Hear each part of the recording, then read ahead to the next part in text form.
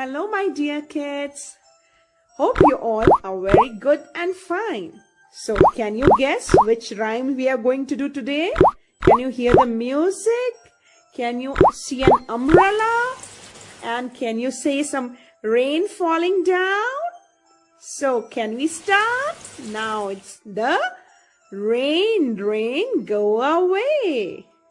Come on, so let's begin. Rain, rain, go away, come again another day.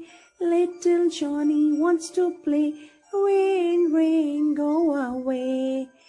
Rain, rain, go away, come again another day.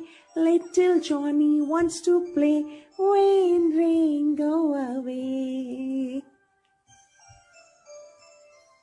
Rain, rain, go away, come again another day. Little Johnny wants to play. Rain, rain, go away.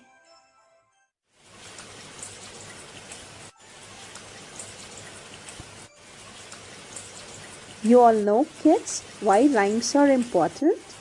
Because it promotes positive attitudes towards language learning, and it helps you all to build an awareness of the sound patterns of language, especially rhyming words.